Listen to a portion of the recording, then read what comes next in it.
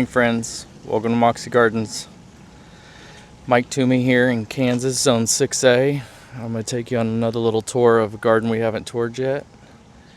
First, I wanted to show you these Annabelle hydrangea. They are popping off. Super thirsty. If you have any of those, any of you folks have planted that, they are thirsty. Keep up with those blooms. Hope everyone's having a good week so far. Found some junk laying alongside the road the other day, and I'll be popping that in a video. I'm super excited about that. I almost feel like they left it there for me on purpose.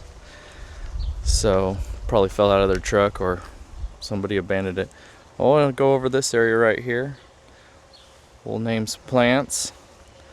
Maybe get off script a little bit. I've turned off the pumps back here so that we can hear the speaker. Gets caught up in those pumps back here. It's not real loud when you're sitting here. It just drowns out some of the noise, which is nice. Someone asked me, do you listen to music when you're in your garden? Typically in the morning I don't. When I'm out and about, I like to just kind of collect my thoughts and enjoy my morning, drink some coffee, pull some weeds, maybe put together a plan for the day on my off days. Now in the evening time I will turn some music on. Right up there in this patio where my wife and I built a few years ago, there's a TV up there, and we just put it on a little music and listen to that. Speaking of music, she just surprised me with tickets to Garth Brooks in a few months, so I am amped. Anyways, let's name some plants. This was one of my exciting gardens I put together here, but there are some spots I'm not happy with, so I'll point those out. You have your successes and your wins, but you also have your downs, so it is what it is. Right here I have some daffodils that are still kind of hanging out. I'm ready for them to die back. I don't know, they say wait like 6 weeks, I think, or something. I'd have to research it again. I just haven't pulled the plug on them because I really want them to pop off next year. This is crocosmia right here that have been in the ground, this section, for about, I think this is their 3rd year, and they'll be real pretty here pretty soon. Put off those little red flowers. And then down here I have some Shasta daisies. Some of them need to be cut back, but that's just part of it. And if you can see right here, I had a company come in and give me a sprinkler system in the front yard and a drip line. I've been running the drip line myself, and or take that back, my wife and I have been running the drip line, so it's not buried in the mulch yet this year, but it's gonna take off a lot of watering time for us. I'm excited about that. This purple one here in the front is a Little Devil 9 bark. It's new to the garden this year. I needed to add some purple in here. Those of you who are brand new to gardening, if you can just screenshot that when you're thinking of how to go about building the front of your garden, the front border of it, that's nothing more than some waves there. I call those waves in my mind. That's how I relate to gardening. I create a wave, and then when you walk up on something, I want there to be more in the back, but I want it to be shorter, so you have to get out and look. So over that 9 bark, it's like walking up a hill, and then you start looking back here and you can see everything that's going on. And that's one of the shorter 9 barks. That's probably about as tall as it's gonna get. That's why it's called the Little Devil. It's fitting for back here, I guess. Right here there's some lilies starting to pop off. These are my first lilies to bloom this year. They're all over the yard. When I started the gardening, I had a gal that I worked with. She was getting rid of her stuff. She said she was just tired of doing the work, so I went and I dug everything up and split them up. So I think this is its 3rd year in the garden as well, so pretty neat. Right here is a spirea. That's Anthony water, I believe, and I have those. I duplicate my plants throughout the yard. Even though I'm a plant collector and like to add as much variety, I'll have the same things. I've got some here, I've got some down there we'll touch on again, I've got a bunch up there. They say, you know, keeping the same repetition throughout the garden helps out a lot. There's so many rules. Sometimes I think we just get caught up trying to follow all the rules. I think it's best if sometimes you just go off a whim and shoot from the hip. Do you? Yeah, so these are really pretty little bugs, critters. They just eat it up, so it's another plus for the yard. Back here is a variegated Weigelia. It doesn't get as much sun as it is like, so it's not as showy, and that's okay. It shows out its color for me in the garden, but maybe not on this video here. I've got 3 of them planted in here. And right here in front is a black-eyed Susan. And that purple 9 bark, and then you have those yellow flowers that will bloom off soon. I just think it's going to be a really good show. And right now with that purple lilies back there, or red, I'm not sure what you call that color. Anyways, it's a good mix right now.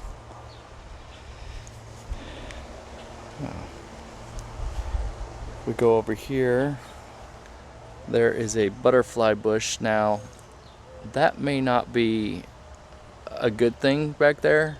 When I first planted it, before this grass and everything was added, it used to get a lot of sun, and now it doesn't. That is a Miss Molly butterfly bush, and I don't know, might have to just dig it up and plant it. That's part of the gardening too, so I'm okay with that. Back here in the back, I have some peonies kind of buried down in here, but that's a peony right there. There's another one right there. And there's a purple leaf sand cherry.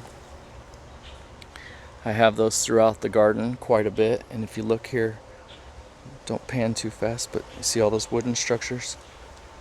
I just limbed them up because I wanted to see all that poking through.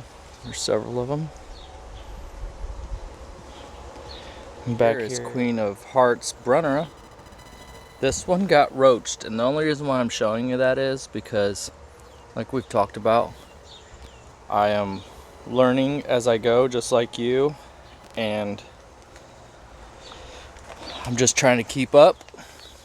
That's part of gardening, and this one got a little rough. If you cut it back, I read up on it, you cut it back, it'll do okay.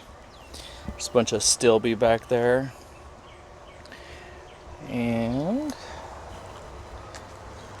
there's a couple ferns. When I purchased these, they didn't have tags on them because they were on clearance from a box store. So maybe you can help me out with that. I've looked it up, and from what I can tell, it's blunt loaded cliff. I could be absolutely off.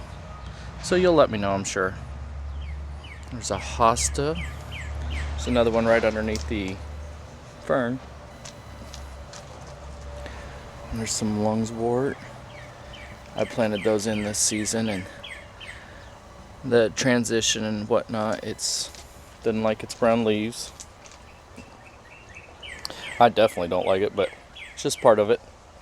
Again, I'll water and we'll get it back up to going, and it'll look good. And then right up here is some White Nancy lamium.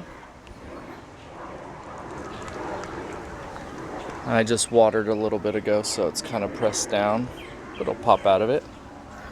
When I sit under the pergola here, collect my thoughts, I'll just sit down in my chair. This is my view. It's about 10 o'clock, so the sun is coming out over the trees. So yeah, just kind of give you a idea of what we're working with here. Let's go over here.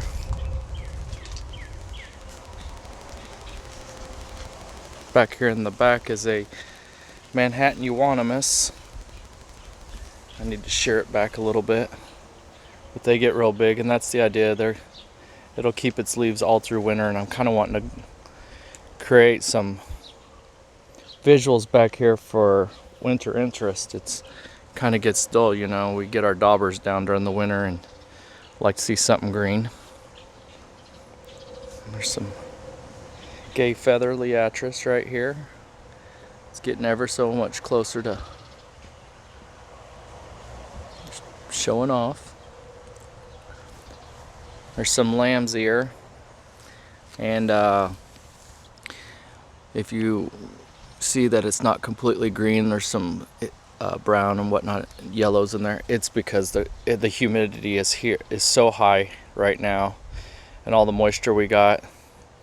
It'll bounce back, but it's a little sad right now. But our humidity is just as high, if not higher, than Florida's and Mississippi, Georgia. It's just brutal sometimes. And there's some golden barberry. It's really showy in the evening time. It just lights up this whole section. You can see. Just kind of try to mimic it with that brace back there that I created the hardscape back there, and then just tried to pattern everything off of it, make it look flowy. So a lot of what's over here is mimicked right over here.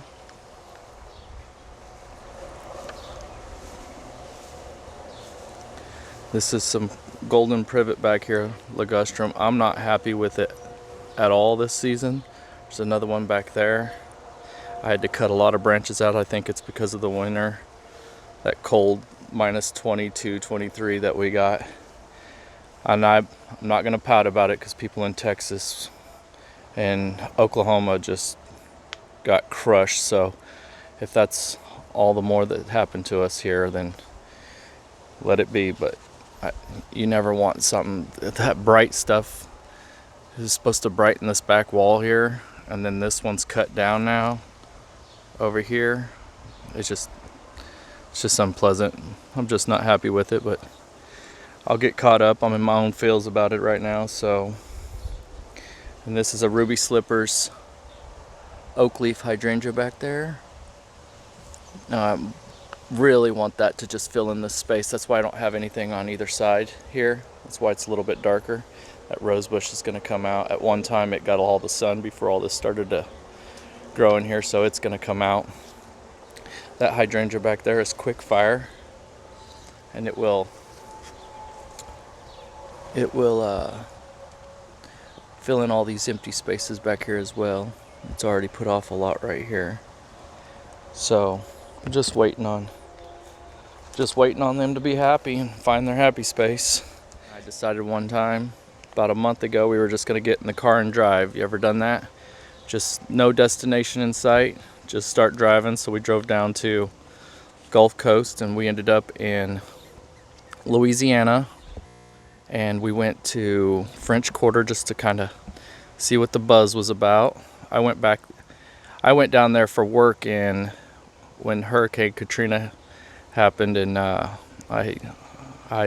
spent 2 weeks there helping out, and but that was a terrible moment in our history. And so I decided that we were down there. My wife and I decided we'd go to the French Quarter and check it out, and then we went to the mansions and stuff, the garden, what do they call that, the garden district, or I think it's the garden district. Somebody can correct me if I'm wrong, but we went down there and we looked at all the homes and whatnot, and they had monkey grass everywhere, and they had just all these different styles that you don't get to see maybe, and I just enjoyed it so much. It was a fantastic trip, and their garden district was amazing, and that inspired me to go get some more monkey grass, and I have it in several pockets throughout the garden, but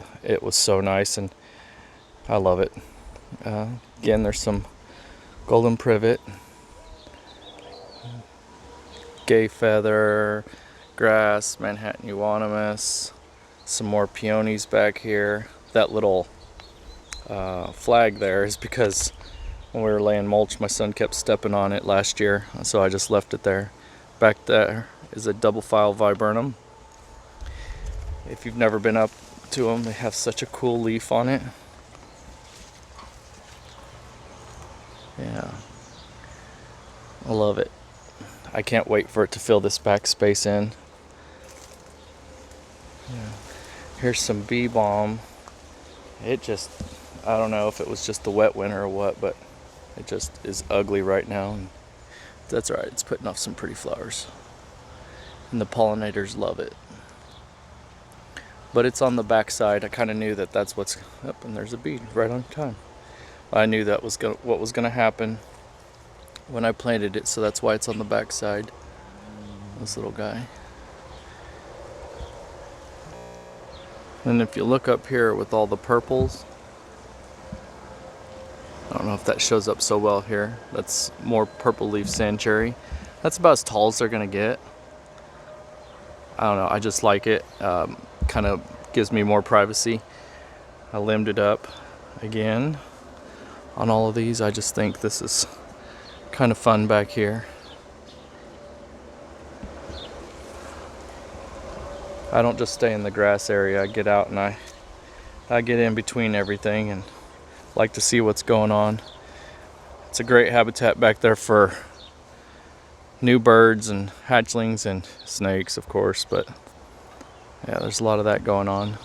This grapevine here was planted by birds. I have to assume my wife and I last week or so pulled it out from all the different areas it was growing back here and staked it up. I think it's coming out. I'm not a fan of it. I guess I could make this a trellis, but I really don't want to cover that up. It kind of gives it a good design there. I don't know. So we'll see. I hate to cover all that up. I am going to stain it here soon. It's just the humidity's been so high. Anyways, that's what's going on in the garden today. We'll see the 9-bark back here. See, I just copied everything from on the other side. There's some black-eyed Susans. There's our little wheelbarrow project back there, tucked behind these lilies. This 9-bark right there.